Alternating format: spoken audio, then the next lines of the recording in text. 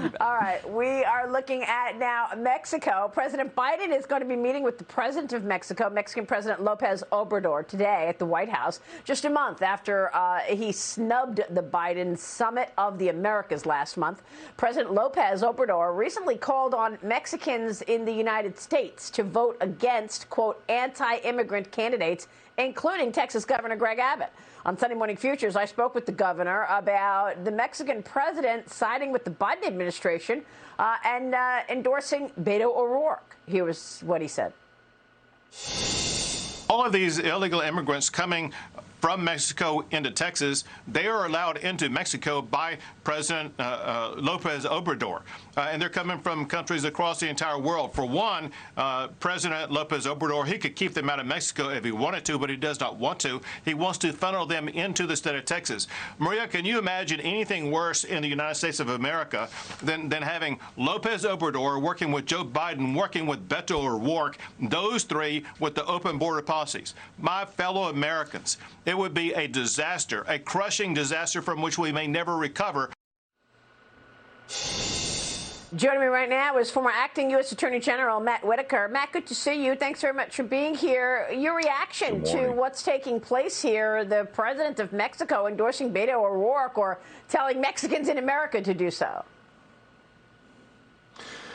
Yeah, it's outrageous, obviously, but Lopez Obrador is a socialist, so we need to remember that his policies certainly align more with Joe Biden than they do the Republicans and Governor Abbott. But, you know, we have a massive crisis on our southern border. You know, we just had 53 people die in the back of a semi-tractor trailer, and half of those were Mexican nationals. And so if I'm Lopez Obrador, I'm going to suggest to Joe Biden that maybe you get a little more control of your southern border, have it regulated and have it more orderly so that my citizens don't die in the back of tractor trailers. But at the same time, Maria, I think the more concerning thing, if I'm the Mexican president, is the cartels that are gaining power and cash by running these illegal operations at our southern border. I think that should be really concerning to the president of Mexico, but he seems to be right in line with Joe Biden and the free movement of people between the Mexican southern border with the United States.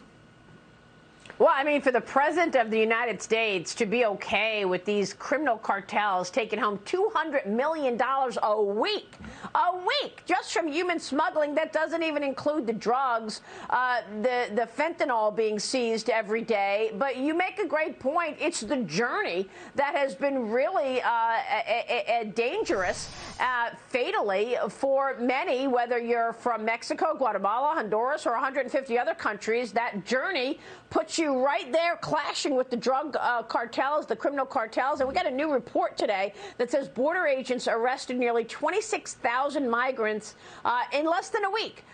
In 5 Texas border sectors. It comes amid Texas Governor Greg Abbott's crackdown against migrants across the state. What should he do?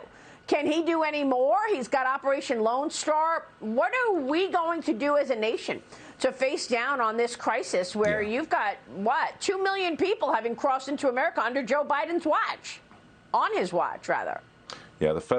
Yeah, Maria, the federal government's failure is putting a tremendous burden on Texas taxpayers to fill the gap. And obviously the authorities and the authorizations for what they can do at the southern border is incomplete. And if the federal government would participate in the defense of our southern border, then, you know, it would be a lot easier for Texas to, and the Texas citizens to live secure and safely.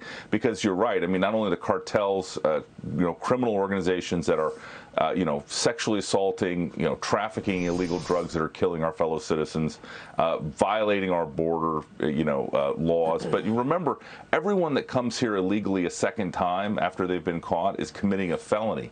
And this administration isn't enforcing the law on the books. And I'm very concerned about the concept within the Biden administration of the rule of law, because if you don't enforce the laws on the books, then that allows an illegality and an illegal culture to, sort of spring forward from that. And that's exactly what we've seen in the southern border. And that's going to be hard to put back in the box ultimately once a new administration comes in with a desire to seal the southern border and have an orderly immigration system that serves the national interest.